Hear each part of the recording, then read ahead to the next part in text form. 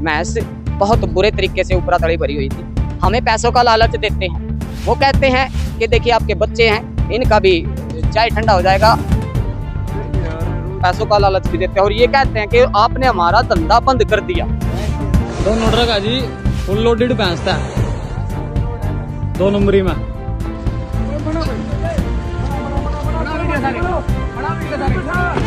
अच्छा, क्या करते हो आप? जी, हम पशु प्रेमी हैं और गौ माता के लाल हैं, गौ सेवा करते हैं। अच्छा, एक वीडियो वायरल हो रही है आपकी रात की, ये वीडियो थी किस तरह से और क्या कुछ? ये वाकया कल का है जी, रात का। मैं 11 बजे करीब अपने घर पे जाता हूँ। मुखबिर की कॉल आती है कि भैया इस प्रकार से बहुत सारे पशुओं को बहुत बेदर्दी से बिहार या उत्तर प्रदेश कटने के लिए ले जाया जा रहा है। तो उस सूचना के आधार पर मैं अपने जो 2-4 भाई जो हैं उनको लेके चलता हूं और सनौली थाने में सूचना देता हूं कि जी ऐसे ऐसे मेरे पास सूचना है, आप मेरी मदद कीजिए और हम आपकी मदद करेंगे इस क्रूरता को रोकने के लिए। उसके बाद सनौली थाने ने पूरा हमारा सहयोग किया। उन्होंने आगे जो उनकी यमुना चौकी पड़ती है उस पे पुलिस को पूरा अलर्ट किया और जो हमारे गौ सेवक थे उनको भी अपने साथ लिया। उसके बाद वो कहते हैं कि आप 112 पे और कॉल कर देना। तो हमने 112 को भी कॉल किया। 112 आती है, जिस गाड़ी की हम वेट में थे वो गाड़ी नहीं आती है, उससे पहले एक छोटी गाड़ी आ जाती है, हम उस छोटी गाड़ी को पकड़ लेते हैं। छोटी गाड़ी के अंदर 6 भैंस बहुत बुरे तरीके से ऊपरा तड़ी भरी हुई थी। हमने प्रशासन को चेताया, जी देखिए पशु क्रूरता है, आप इस पर थोड़ा संज्ञान लीजिए। तो उन्होंने हमारे सामने उस गाड़ी को वापस थाने की तरफ घुमवाया और थाने की तरफ घुमाने के बाद थोड़ी देर के बाद हमारे पास आते हैं और हमें पैसों का लालच देते हैं।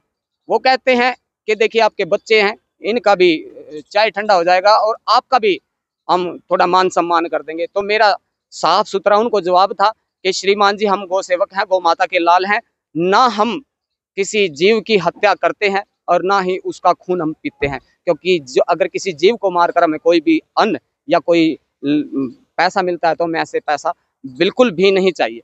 तो उसके बाद क्या होता है, हम जिन गाड़ियों की वजह से हमने नाका लगाया था उनकी सूचना भी हमारे पास जल्दी आ जाती है कि वो गाड़ी आपके पास आने वाली है। तो 112 वहां से गायब हो जाती है। इससे पहले जब वो हमारे पास आते हैं पैसों का लालच भी देते हैं और ये कहते हैं कि आपने हमारा धंधा बंद कर दिया, धंधा बंद कर दिया। तो मैंने उस बात को मजाक में लिया, मैं कहा यार प्रशासन है, कार्रवाई अच्छे तरीके से करेगा। लेकिन उसके बाद जिन गाड़ियों की हम वेट में थे हम उन गाड़ियों का पीछा करते हैं, वो गाड़ियां आ जाती हैं। तो सनौली जो यमुना पे नाका है उन्होंने हमारा भरपूर सहयोग किया, उन गाड़ियों को रोकने का काम किया।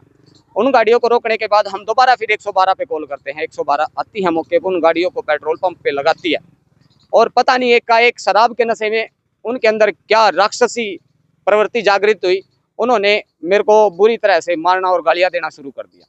मैंने बहुत प्रयास किया कि मैं किसी से ना कुछ कहूँ, इस वजह से मैं पिटता रहा। मेरे को जबरदस्ती गाड़ी में भी, बिल्कुल मेरा कोई भी कसूर ना होते हुए भी मेरे को गाड़ी के अंदर डालने का प्रयास जबरदस्ती किया गया। बहुत मोटे मोटे लठ लेके मेरी तरफ हमला करने का प्रयास किया गया। लेकिन मैंने अपना जो संविधान है उस पर भरोसा रखा। मैंने कोई भी वापसी में कोई गाली गलौच या किसी भी प्रकार का मैंने कोई विरोध तक नहीं किया। उसके बाद वो 2 गाड़ियों को छोड़ देते हमारे सामने। एक गाड़ी मेरे ऊपर से चढ़ने, जो हमने शुरुआत में छोटी गाड़ी पकड़ी थी वो मेरे ऊपर से चढ़ने को तैयार थी, बड़ी मुश्किल से मैं उससे बचा। उसके बाद दूसरी गाड़ी को भी छोड़ देते हैं जिसके अंदर कम से कम 40 के करीब भैंस थी, वो वीडियो भी मेरे पास है।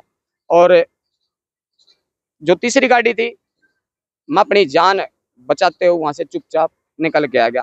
अब हमें पता लगा है कि वो कह रहे हैं कि इन्होंने गाड़ी का शीशा तोड़ा है। तो मैं बता देता हूं, मेरे पास पक्के प्रूफ हैं।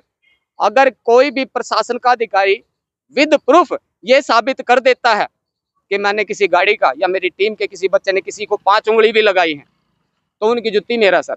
हम बिल्कुल प्रशासन के साथ रहकर काम करते हैं और प्रशासन के साथ रह के काम करेंगे हम।